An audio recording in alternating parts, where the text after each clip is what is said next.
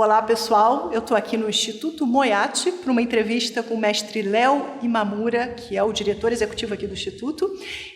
Ele também tem um canal muito legal chamado Kung Fu Life. E mestre vai conversar com a gente aqui um pouco sobre o que é, então, afinal, essa vida Kung Fu. Então, vamos lá. Essa é a primeira parte da entrevista.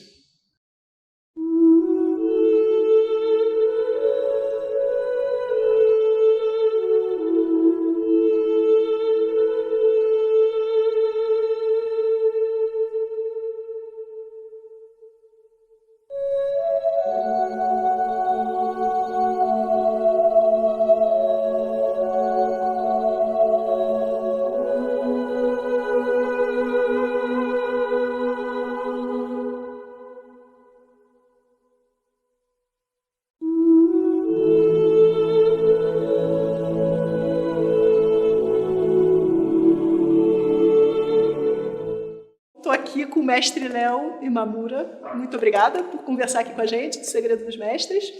Mestre Léo, minha primeira pergunta é a seguinte: o que é Kung Fu? Essa é uma pergunta excelente, né, Ana? Porque, afinal de contas, as pessoas têm uma visão muito restrita do que é Kung Fu. As pessoas pensam que Kung Fu ou é luta, ou, se não, uma luta de origem chinesa. E o Kung Fu que a gente aprende e hoje transmite é aquilo que nós chamamos de um Kung Fu num sentido amplo, ou seja, um Kung Fu para a vida, é a arte de viver.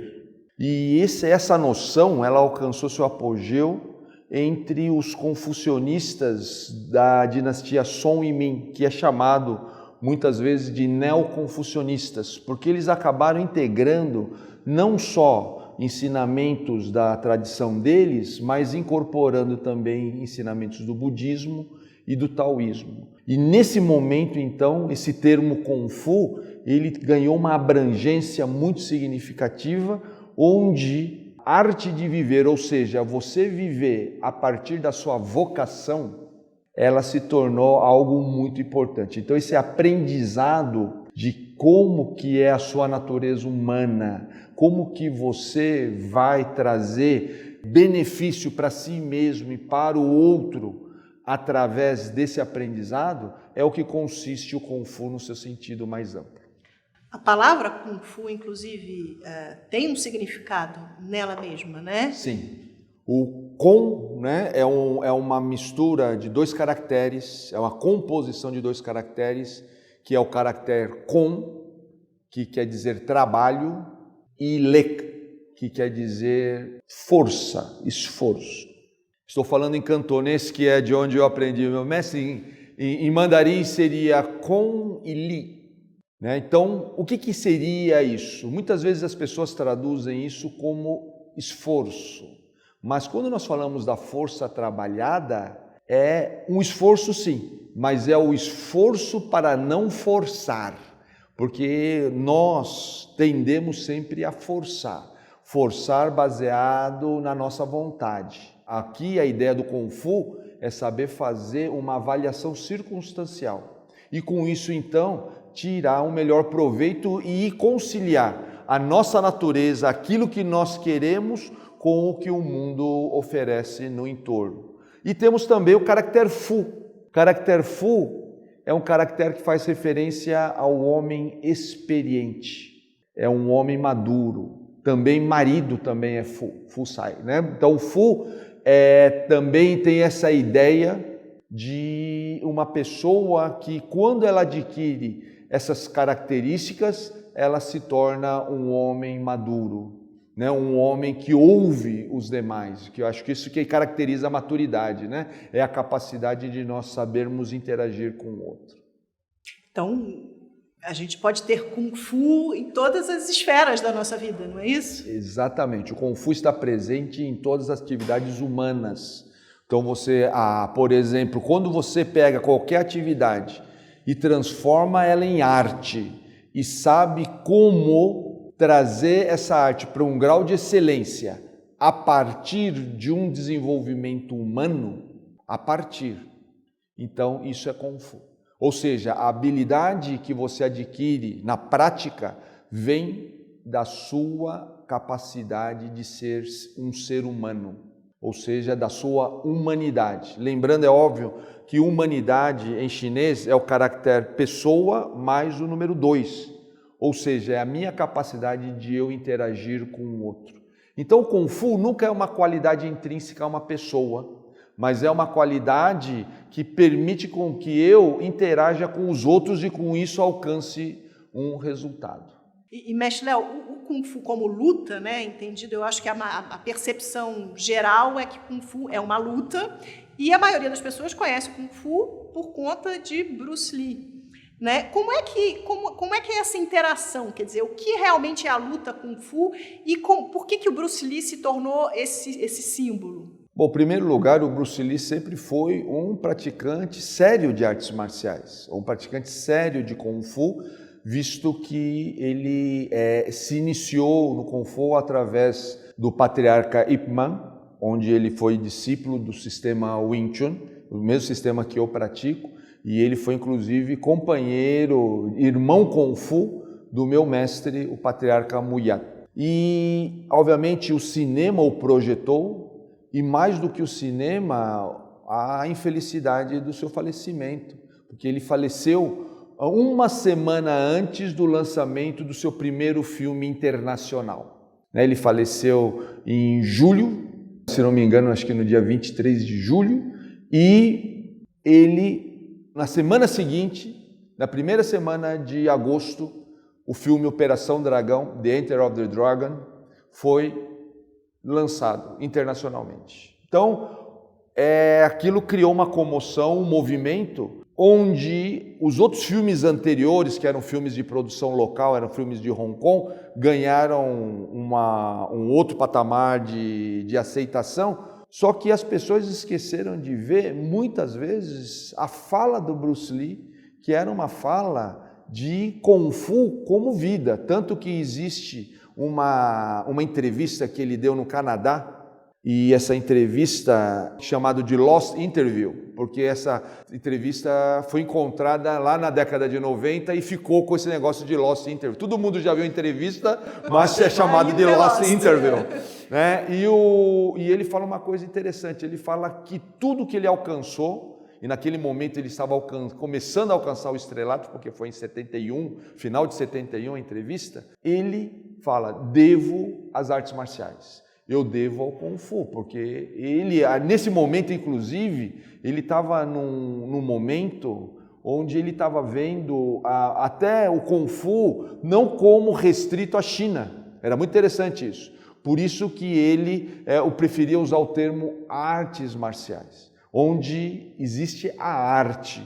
Por isso que eu quero fazer uma distinção muito grande entre luta e arte marcial. Porque a luta, ela é um elemento natural de cada um. Nós lutamos, porque desde o momento que nós vamos lá, o nosso espermatozoide nada lá para fecundar o óvulo, nós já estamos lutando com outros bilhões de pessoas, ou seres, né, que estão lá nadando também. Então já estamos lutando. Isso faz parte da natureza humana. Só que a arte marcial é como que você, através da engenhosidade e criatividade humana, concebe essa atividade, a ponto inclusive de negá-la. Por isso que tem uma passagem nesse filme que eu falei, Operação Dragão, que o Bruce Lee fala o seguinte, que o meu estilo é a arte de lutar sem lutar. Por quê? Porque isso é a arte marcial, é a expressão individual de cada um de nós, que é exatamente o Kung Fu. O Kung Fu ele é sempre individual, não existe o Kung Fu no coletivo. Você tem seu Kung Fu, eu tenho o meu Kung Fu. Cada um, dentro da sua peculiaridade, ele é único e incomparável. E usado, então, cada um usa para o seu próprio objetivo. Exato. Né? Transforma esse conhecimento para uso próprio. E quanto mais ele ressonar na sua vocação, mais legítimo ele é. E quanto mais benefício você puder proporcionar para você e para as pessoas, mais profundo ele será. Quer dizer, então o Bruce Lee ele trouxe essa dimensão filosófica até para o Kung Fu. Até tem uma frase famosíssima, não sei se é dessa Lost Interview, mas é o Be Water, my friend. Sim.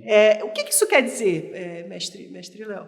O Be Water, my friend foi uma fala que inclusive aparece no Lost Interview. Parabéns que você acertou em cheio. Mas é uma passagem de um piloto de uma série americana chamada Longstreet, onde o roteirista do filme era aluno do Bruce Lee.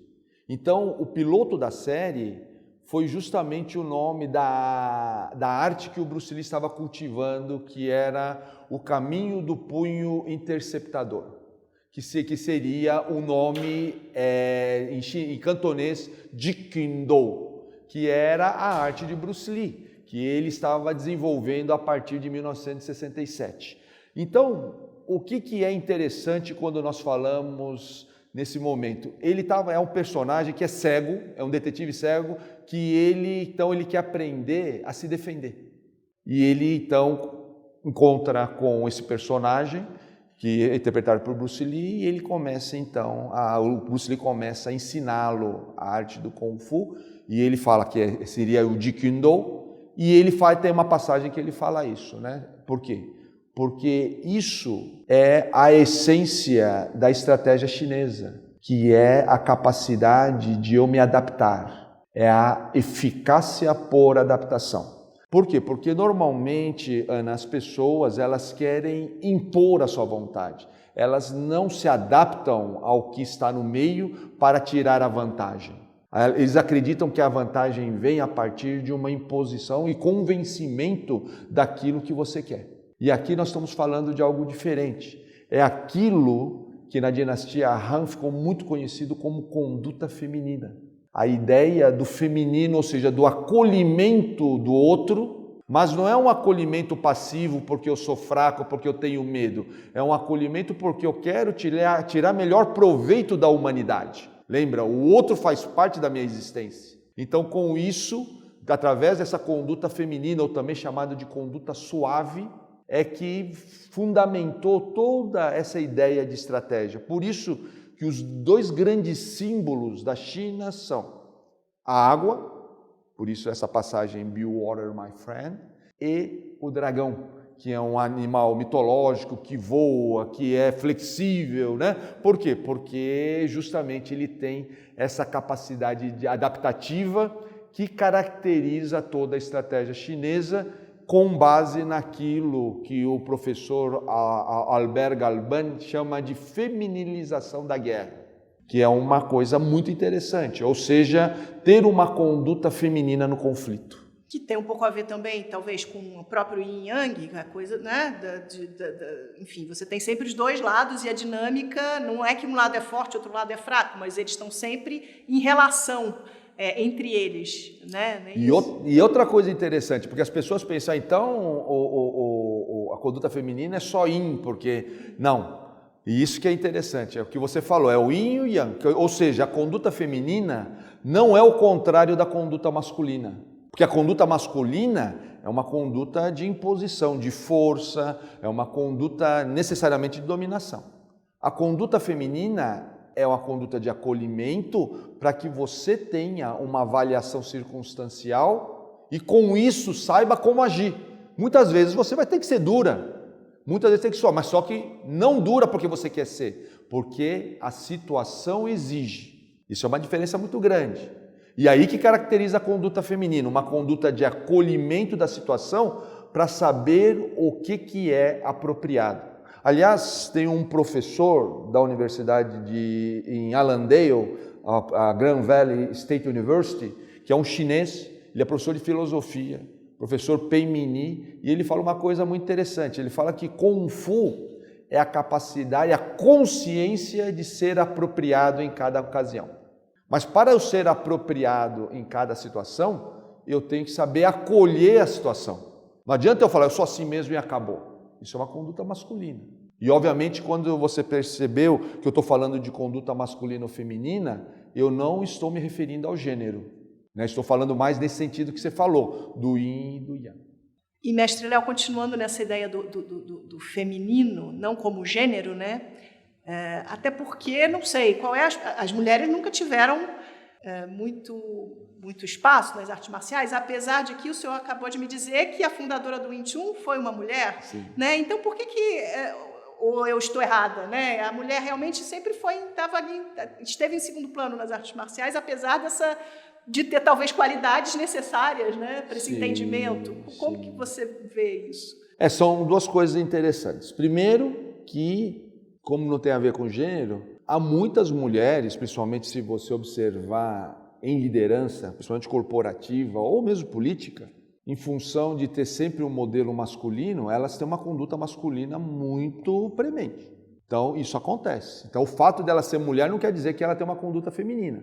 E o fato também de ser homem não quer dizer que ele tem uma conduta masculina. Conheço vários homens, por exemplo, o maior exemplo para mim de conduta feminina foi o patriarca Muyat. Ele tinha uma conduta feminina exemplar, né?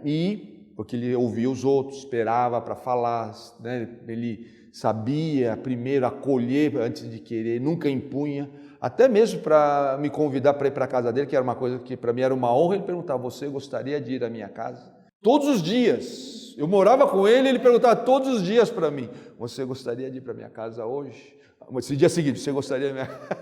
Porque pode ser que tenha um dia que eu não gostaria de ir. E ele estaria impondo, né? Interessante isso. Então esse é um ponto. O segundo ponto, que realmente há alguns exemplos de figuras femininas importantes na história das artes marciais chinesas, né? Mas não tanto quanto homens, mas temos figuras muito importantes. Por exemplo, a nossa fundadora, a fundadora do sistema Wing Chun, ela chamava Yin Wing Chun. Por isso que o sistema chama Wing Chun, em homenagem a ela. A mestra dela também era uma mulher, era uma monja chamada Mui, tá? Wu Mei, né, em mandarim. E temos também agora, sendo lançado por esses dias pela Disney, uma personagem feminina muito famosa, que é a Fa Mulan, né, que também era um grande exemplo, né, de figura feminina. Tá? Então temos aí algumas pessoas, tem várias inclusive, tem uma obra de um jornal chamava Asian Martial Arts, Asian Martial Arts Journal, e acho que, se não me engano, era DeMarco o autor, e ele fez uma publicação onde ele colocou todas as figuras femininas das artes marciais. Tá? Ele fez um livro, depois eu vou passar para você. A gente pode colocar até aqui no link, aqui, né, para os nossos, quem está nos assistindo aqui, né?